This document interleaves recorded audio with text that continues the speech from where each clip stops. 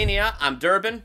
And I'm Chandler. Welcome to our final retro review for the Hobbit trilogy. This is The Hobbit, the Battle of the Five Armies. Dun dun dun! Whoa! Sean, before we jump into this, let's talk a little bit about you and your channel. What do you do on your channel? Well, my channel is Sean Chandler Talks About, and I talk about primarily movies, a little bit of TV, a little bit of video games, a little bit of books, but primarily movies and those other ones as they relate to movies. Because I don't want to just talk about movies, I want to talk about movies with you, and that's actually why I'm doing this interaction with you. So I'm on YouTube, Twitter, Facebook, all Sean Chandler Talks About, daily movie news show, several reviews each week, and a live show on Sundays where I can interact back and forth a little bit in the chat room. Nice.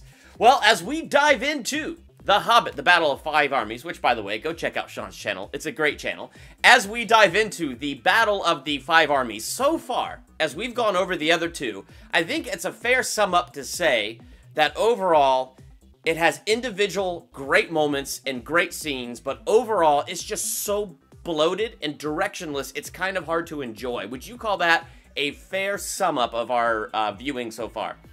Yep. Yeah, okay. Essentially, they take a very simple story that's kind of episodic in nature. If they go from place to place to place and kind of have this big, long journey, and then he goes back home, and they just toss in so many backstories and extra plots and characters and subdirections that the basic adventure is totally lost in it. And so there's no one thing you can focus on, no adventure to have because you're so unclear as to where to look. Which is such a shame, because The Hobbit is such a great adventure. And now we are venturing into the territory where in this book, Bilbo gets knocked out, we miss everything that we see in this movie, and then Bilbo wakes up and we just hear a brief sum up in the book. So now we have to go to a 3-hour version of that. So Hey, this movie's only 2 hours and 15 minutes long. So. Oh, that's right. Oh, wait a minute. I'm watching my rated R extended edition. Oh, there you go. Your wimpy PG-13, yeah. Short edition. Yeah. Takes a real man to do this for 3 hours.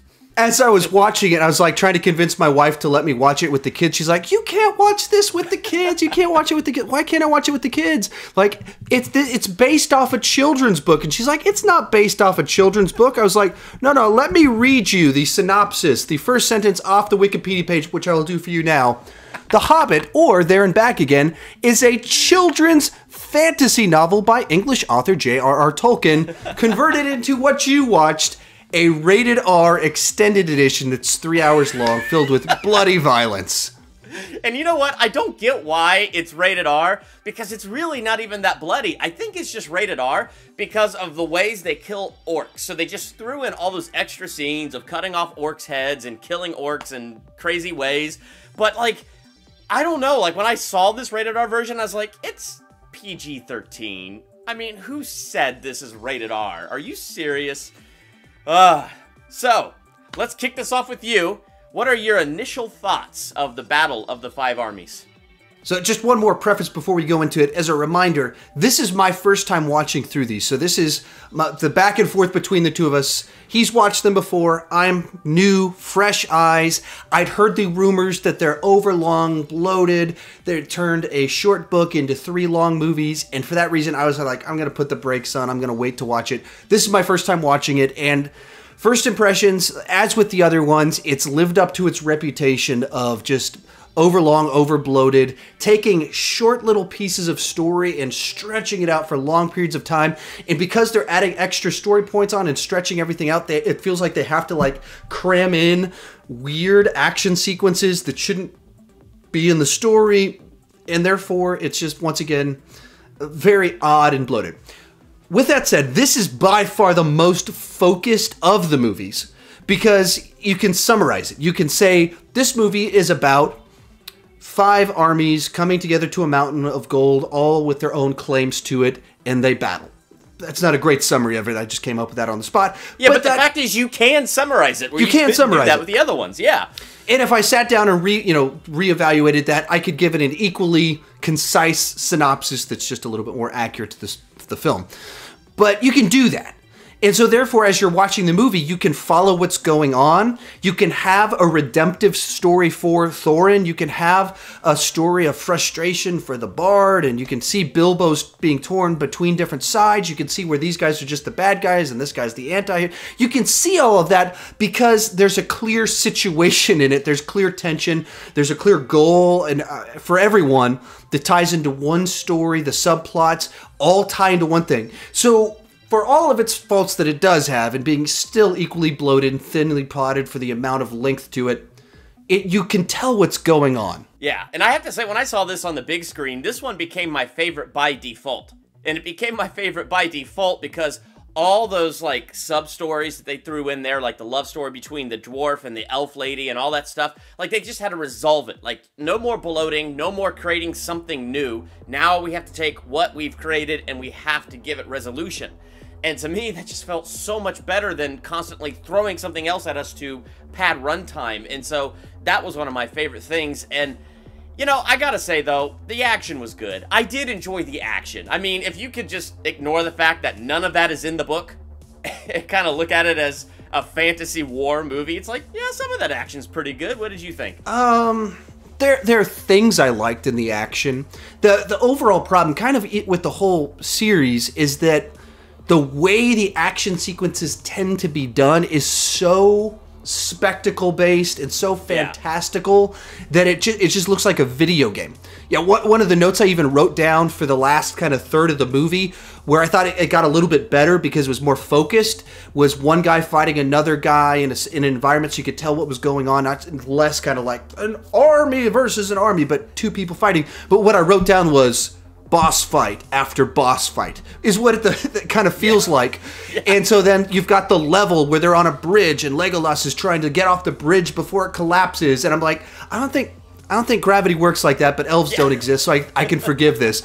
And he's running up it and fighting a guy on there, and then you've got Thorin kind of fighting with a guy on the ice, and it's like two different levels, two different boss fights.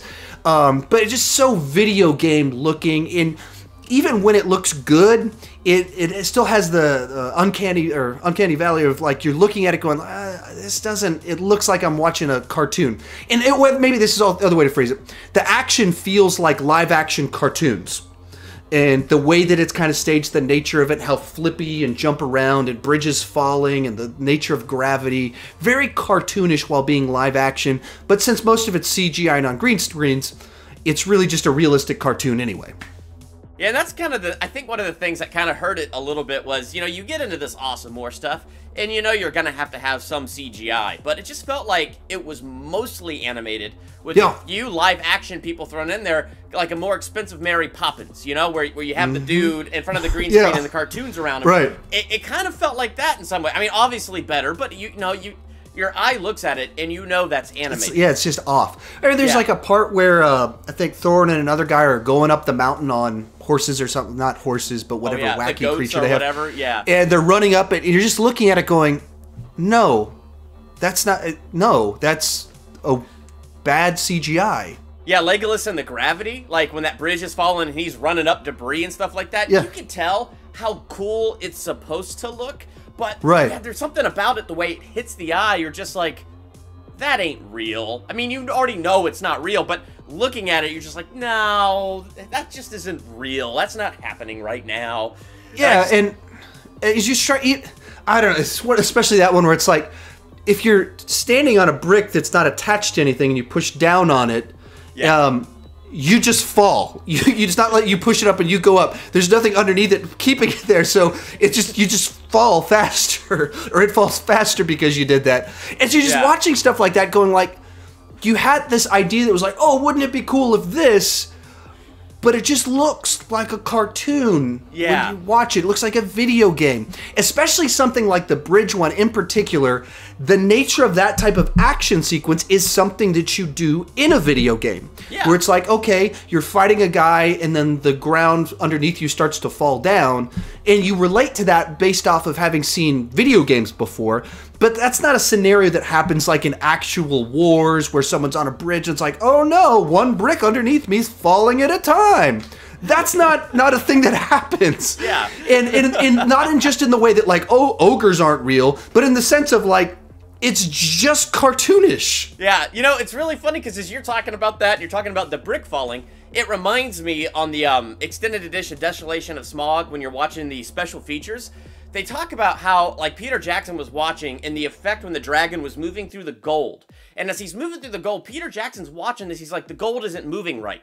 So what the animators had to do was go study, like, if you had piles of coins and something underneath moving, how would it look if those coins were trickling down? So they spent time, money, and effort to study that and animate the gold right when Smaug was moving under it. But then you have these war scenes where bricks are falling one brick at a time and Legolas is just running on top of him, and it's like, why couldn't you seriously? Yeah, it's little science experiment right here. Okay. I'm going to be a brick, and my fingers will push down to see if it can pop them up. Like, I mean, that's all you have to do. All you've had to have done is been on Earth for a day, with a functioning brain to know, like, that's not how functionally gravity works. You don't even have to know the word gravity to know that's not how that works.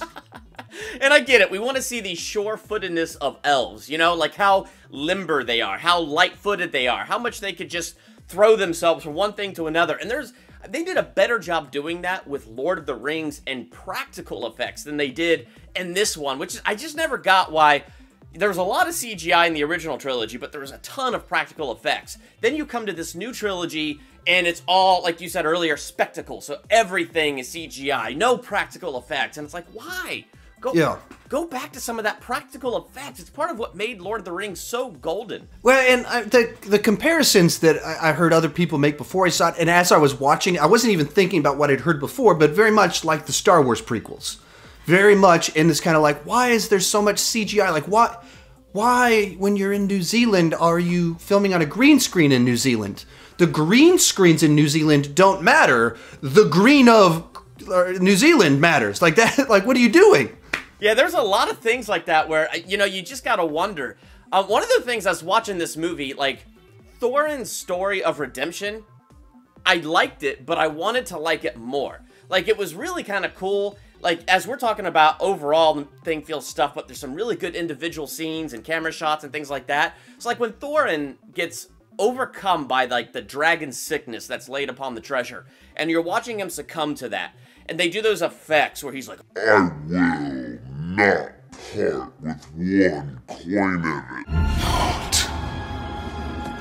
one piece of it. Like, those moments and, like, things like that are really, really cool. And then Thorin's redemption, where he has to look inwardly in his heart and overcome this greed and this dragon sickness to become the king he's meant to be. Like, stuff like that to me is so cool. I love redemption stories on that level, but I wanted to like Thorin's story of redemption more. But I felt like, for however long this movie is and how long this trilogy has been, I felt like that was rushed. I mean, what did you think on things like that? Yeah, I mean, his fall was rushed, and some of that's because of the way it plays out in the book, that you can't have, I mean, you can't stretch out him being obsessed before he gets to the gold. But that's the problem with turning a book that's not meant to be an epic into an epic. You're trying to find epic stories, epic details to make it have a resonance larger than the story actually warrants. And so then suddenly you're watching this movie, and I mean, I have the book right here, and I was after I watched it, I was like, isn't that like 2 pages in the book? Like, let me try and find that. And so much of this entire movie is taking 2 pages of the book and stretching it out for 30 minutes. And so then in this movie, you take the death of Smaug and like one of the most memorable things from the cartoon from the book. Every other version, if I've seen this before, was the bard having this black arrow and taking out Smaug. And then in the movie, it's like this small detail. But so to tie all these thoughts together, this redemption story. But so then, like, as soon as they move past that cold open of the dragon, it goes into an hour of trying to establish his fall and trying to establish why this war is so important, trying to make it this big deal when there's not enough actual material. There's like an hour there with no action, just trying to build all of this up and his greed and how selfish he is. An hour of this, and there's not an hour's worth of story. And so then they move to the battle, and the battle itself does not have an hour's worth of battle story. And so then it's like the battle starts and he goes somewhere and he starts to have his redemption, but then it's just like his redemption is just a boss fight. That's it. It's like, oh man, he's going to save the day. He started this mess. Now he's going to fight a guy. It's not like a big sacrifice that he makes. It's not like this character development. It's not anything like that because the story doesn't, there's nothing in the story to make it that. So it's a redemption story that's basically a good guy gets sick with a disease and then loses the disease and dies in battle. It's not really a redemption. It's just he's on the right side. That's what happens when you don't have you have to change the story so much to make it an actual redemption story when it's just not there.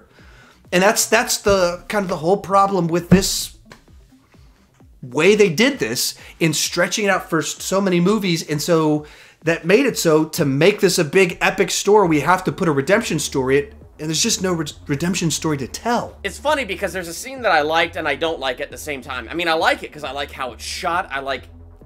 It's the scene where Galadriel cast out Saruman and she casts him way over to the east or the west. What did you think of that scene where she gets all that scary herself and starts saying nameless, faceless, and what did you think of that scene? I mean, just kind of like the other times that this series gets creepy, I just kept thinking to myself, oh yeah, this is a Peter Jackson movie and his history's in horror movies. He likes to go weird and creepy and do stuff that seems really out of place with the rest of the movie that you're watching, that's out of tone with the book, certainly. It just gets super creepy and dark really fast. And doing stuff that's just very much infusing Peter Jackson into it in a way that doesn't seem quite right. And I mean, and his background is really hard edge rated R movies. That's what his history was in. And if you watch the stuff that he was doing in like 1990, 1991, I mean, it's like, I don't think I could watch it now that I have kids. It's just so hard edge. I don't think I've ever watched it. Wow. Yeah, I think there's one, Buried Alive. The one that I saw was Meet the Feebles, that it's kind of like a rated R version of the Muppets if they were, and it's really graphic and it's puppets and unsettling and gross while being clever. And so it's like one of these ones that's like, it's so witty and smart and it's satire of Hollywood and celebrities and the Muppets while being like, I couldn't watch it now. And then when you watch The Hobbit and even the Lord of the Rings movies in light of that, you go, oh yeah, that's why there's so many decapitations. That's why there'd be an R-rated version of this. His default is to creepy, weird, and gross, which kind of had some benefits to creating a very weird but Middle-earth feeling different and fantastical. The good side to him, and the bad side is that it also means that it's really weird. That worked for Lord of the Rings, where it needed to be darker, where it was a lot more epic, and the books are that way. They're darker, they're more epic. This is what the story is. They're fighting like, it's basically a Satan-esque character. I mean, they are really going up against the darkness. This one, though, that's where that doesn't fit as well. And I could see why, like, he was going to get Guillermo, I can never say his first name, Guillermo del Toro to direct it because, Peter Jackson, you said his default is the rated R, the dark, and the creepy. And The Hobbit is not that. But now we have this stuff kind of forced in there. And it's funny because, like, the scene itself where she cast out Saruman and he gets cast all the way over to, like, the east or the west, wherever they cast him to, like, I just thought, like, that was really well done and so cool. But at the same time, it's weird because it's like, well, that's not in the book. I get that they're trying to set up Lord of the Rings, but there's a 60-year gap between this and that. So what has he been doing for 60 years that he would come up with that much power and then be gone for 60 years? I don't know. So it's like, I guess he's building his army for 60 years. I guess that would make sense. Point being is, yeah, it didn't really fit because it's The Hobbit. As you said, cool sequence, looks cool. Oh, actually, that's one of those sequences in the movie that felt to me like, oh man, we've got this big gap here with no action sequences, and so we better find a way to have some action in here. And that's what it felt like to me, because you start the movie, immediate action sequence, and then the battle doesn't start for another hour. And so, we got, man, there's just a lot of back and forth talking about whose gold this is and why everyone has a claim to the gold and why you should be more generous with your gold because you got a lot of gold. Oh, man, that's a lot of talk of gold. Let's put some action right here. That's what it felt like to me. Yep, and yet they wouldn't have had to worry about so much of that talk of gold had they just done 2 movies instead of trying to stretch it out to 3. Then they wouldn't be trying to fill it with these action scenes, and they'd be doing things that are more natural for this story and not trying to set defaults to keep things interesting. Absolutely. So, I feel like we're reaching the end of this here, so what are some of your final thoughts of this Hobbit movie trilogy as a whole, now that you've seen all 3 for the very first time? I think it's one of the most fascinating failures in movie history because it seems like they created what they wanted to create. It's not like there were big, I mean, there was behind the scenes drama in the sense that Guillermo del Toro dropped out, but they brought the guy in that was the obvious replacement for him. They made the movies they wanted to make, professional movies, and it was just so misguided. So ill-conceived in the direction they decided to go with it that it's just fascinating that this happened. And I wonder if or when Peter Jackson's going to come forward and have kind of give the interview where he's like, I blew it. Like, I just got so absorbed into it. He already did that. Oh, he did? Okay, yeah, man. Actually, I discovered that article in the process of us reviewing this. I think it was last night. I stumbled on it. And I didn't see it. Apparently, it came out a little bit after all the movies were done. But I was reading through it. And he goes, yeah, I just need to apologize for The Hobbit. I came in there and storyboards weren't complete. I winged an awful lot of it. So... Ah, man. It's almost painful when you hear some of that stuff of... Especially because he was, really the parallels to the Star Wars prequels are kind of uncanny because after Lord of the Rings, oh man, he can do no wrong. He's so good. It's incredible what he did. And then after The Hobbit, it's like, what's wrong with this guy? Who would come up with such dumb ideas to turn it into 3 movies and use so much CGI and this 48 frames per second looks ridiculous and just kind of like this series of reasons that he's a moron after these came out and they're reviewed worse, received worse, and their reputation is not good, is that their legacy. Very parallel to the Star Wars prequels, while being pretty different in certain ways. Very similar in others. But it's just, that's what's so frustrating is just knowing that we live in a world where we were so close to having the great trilogy of Lord of the Rings and then the 1 or the 2 Hobbit movies, and they just go together wonderfully. Yeah. With a clear, unified vision between the 2 of them, cast going back and forth between the both of them. And then we got what we got. Yeah. Which is just... It's so weird to because the individual scenes work, because the cast is great, because the acting works.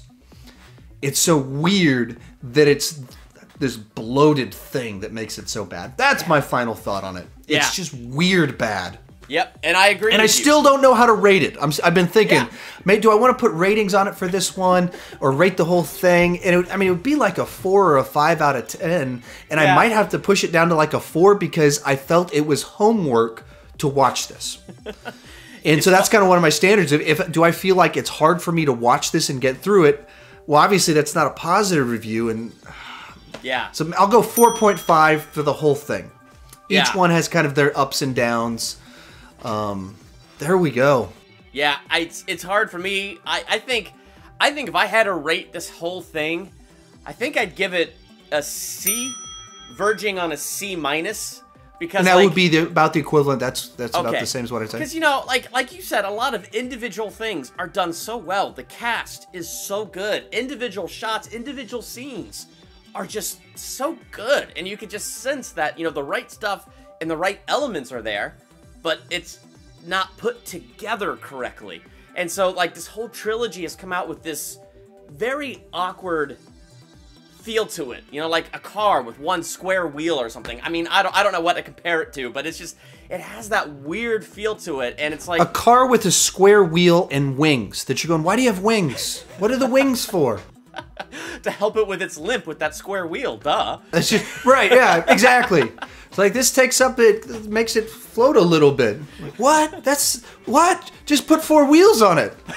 Yeah, just Sean, tell us one more time about your channel. So, my channel's called Sean Chandler Talks About. I'm on YouTube. I've also got a Twitter and a Facebook. We talk about daily movie news during the work week, as well as 3-4 movie reviews per week. I try to hit the theaters 3 times a week, as well as some retro reviews. I'm actually about to do, or just did a video with Durban called Masters of the Universe, the movie from the 80s that we both actually love, where most people hate it, so you can check that out over on my channel. I also do a live show on Sundays where I bring people on. Durban's been on there a bunch of times, where we can interact with the chat board, interact with you guys, because I don't want to just talk about movies, I want to talk about movies with you. So make sure you go check out Sean Chandler's channel, talk about movies with Sean, hit the subscribe button on his channel.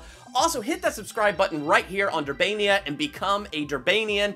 And just hit that notification button on both of our channels. That way you're notified the moment videos drop. So, we just did this whole grand retro review of The Hobbit, and I have an ulterior motive for diving into these movies, a Durban experiences in New Zealand! Woo! So hit that subscribe button and be ready for when that video drops. It is sure to be epic. Yeah! Anyway, I'm Durban. I'm Sean. Thank you for checking out Durbania.